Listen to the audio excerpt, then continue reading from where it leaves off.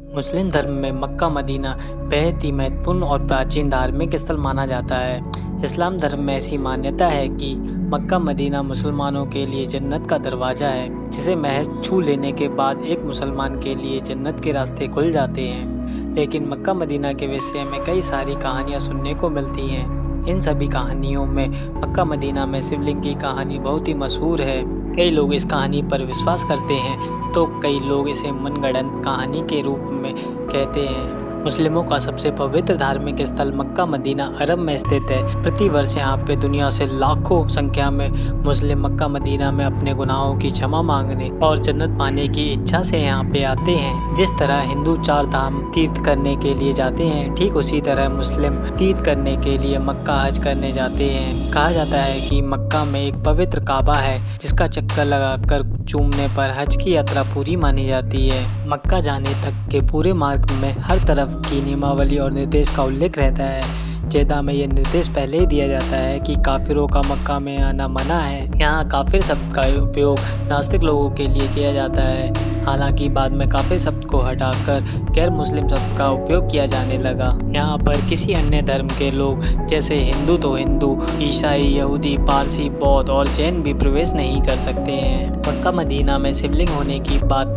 कई इतिहासकारों ने भी मानी है। उन्होंने अपनी पुस्तक में लिखा है कि मक्का मदीना में पहले मक्केश्वर यानी महाशिव का मंदिर था। यह उस समय की बात है जब मुसलमान वहाँ इबादत नहीं करते थे। यह वह समय था जब मक्का मदीना बना ही नहीं था। मक्का के बनने से पहले ही वहाँ पर मक्केश्वर की आराधना की जाती थी। ऐसी भी मान्यता है कि मक्का में 365 मूर्तियों की पूजा की जाती थी, लेकिन फिर बाद में मुसलमानों ने मूर्तियों को हटा दिया था। लेकिन मूर्तियों को हटाने के बाद भी उनके निशान वहीं पर रह गए हैं। कई प्राचीन कहानियों में इस बात का जिक्र मिलता है कि मक्का में बहुत बड़ा काले रंग का शिवलिंग था, जिसकी लोग पूजा करते थे।